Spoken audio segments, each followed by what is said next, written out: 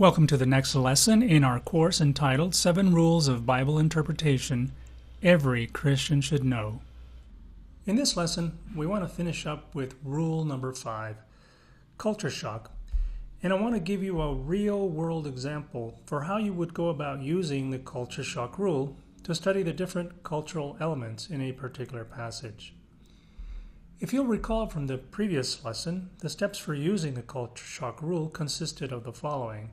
Step 1 was to identify all the cultural elements in your passage that require further study. Step 2 was to read about these cultural elements in a Bible resource or dictionary. And step 3 was to gather up your notes from your reading and use whatever information that would provide clarity, meaning, or depth to your passage.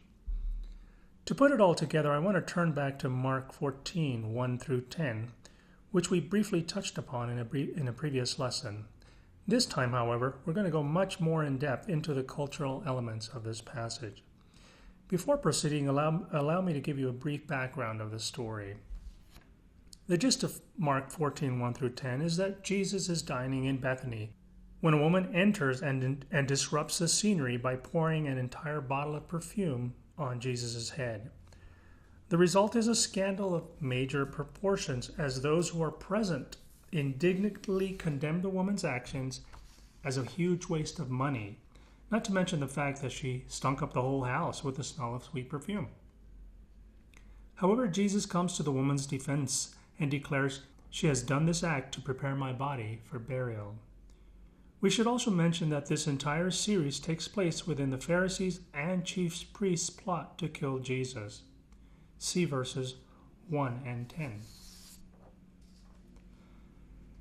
In order for you to see this step in action, I'm going to reprint the full text of Mark 14, 1 through 10. You'll have to download the PDF of this lesson in order to see what I'm talking about. But here's a PDF, and you can see that I've reprinted the verses, and I've underlined those words which I think would make good candidates for a cultural study. For starters, I would like for you to take a moment to read the passage, and as you read, notice the words I've underlined. These are the different cultural elements that you might want to study more in depth. You can pause the tape now and then come back once you are finished. What we want to do now is we want to go back through the passage and talk about the different cultural elements that might be worth a closer look. Again, by learning more about these elements, we're gaining a deeper insight into what the passage is actually trying to communicate. In a previous lesson, we suggested that these elements could fall within the following categories: geographic, political, economic, religious, philosophical, or social in nature. We can summarize the elements in our passage and their categories in the following ways. In this first verse, we've underlined Passover, festival of unleavened bread, chief priests, and teachers of the law. Passover and the Feast of Unleavened Bread are religious elements. They are important religious feasts for Israel. What did these feasts symbolize? What is their Old Testament background? Why did Mark make a point of telling us that it was 2 days before these feasts when Jesus was anointed? Chief priests and the teachers of the law are religious elements. Who were these groups of people? What were their roles? Why did they have such an enmity toward Jesus? Note that the chief priests also appear in verse 10 of this passage. Here we've highlighted Bethany reclining at table, leper a woman, and pure nard. Bethany is a geographic element. As mentioned earlier, many important events in the Gospels took place in Bethany, including the important stories of Mary and Martha, the raising of Lazarus from the dead, and Jesus' ascension to heaven. Reclining at table is a social element having to do with how people ate in that time period. The leper is a religious element, since leprosy was part of the laws dealing with purity and impurity. Here it is likely that Simon had been cured of his leprosy, but he is still identified with that disease. The woman is a social element, having to do with dinner protocols that prohibited men and women from eating together. This woman's actions were quite scandalous, adding to the drama of the story and the courage she showed in barging in to present Jesus with her adoration. Pure nard is a cultural artifact that has an interesting background and quality, of which we will say more later. The poor in verse 7 is a social element, as they represented a particular group in that society. And finally, anointing for burial is a religious social element having to do with how bodies were prepared for burial. Allow me to finish this lesson with looking at just one cultural element in the story. The narrative itself is filled with various dramatic figures. However, there is one element that plays an incredibly important role in the story. This is the bottle of pure nard, which the woman poured on Jesus' head. It is this little element which shall take center stage in this final section of our historical and cultural analysis.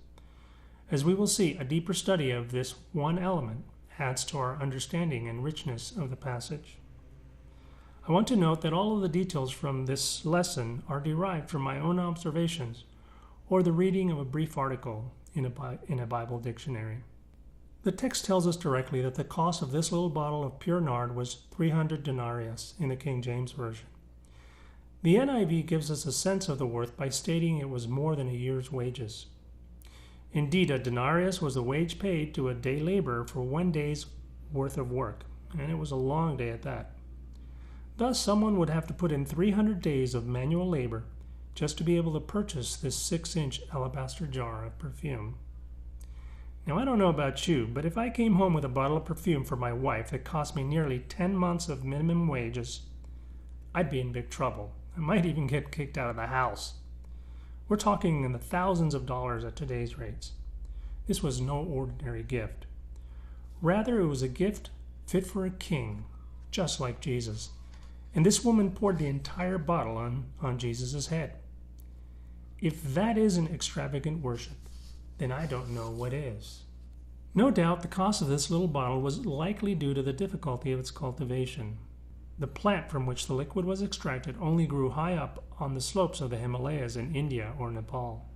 Upon reaching Palestine, it would have been packed in alabaster jars, which were somewhat fragile, and would have formed part of a commercial expedition across 2,700 miles of road, through climates and environments that would have posed great risks to its merchants. Furthermore, pure nard resembled more of a thick oil than a liquid perfume. It was said that 1 drop behind the ear could still be smelled up to a week later. This woman poured the entire bottle on Jesus' head. Do you realize what this means? It means it would have run down Jesus' face, and his beard probably, down his neck, into his pores, and would have mixed with the oils of his own skin. Given its concentration, it's my contention that the scent of pure nard would still have been there at the cross, only a few days after this incident took place. This would certainly add new depth to Ephesians 5:2, wherein it says, Christ gave himself up for us, an offering and sacrifice to God, as a fragrant aroma. Our cultural and historical study of just one element in this passage has given us a richer and deeper understanding of this text.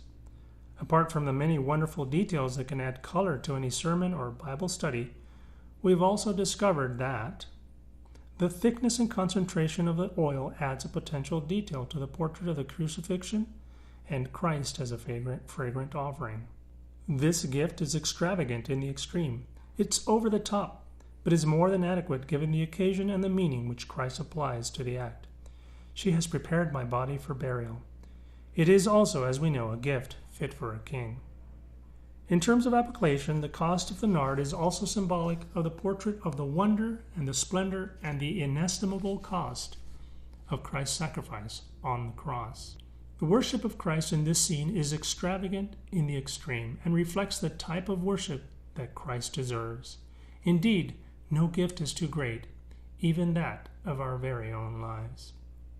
As you can see in this lesson on cultural context, rule number 5, an analysis of just one element in our passage has yielded an abundance of details that add richness, depth, and understanding to our study of Mark 14, 1 through 10. May God bless you as you read and study His Word.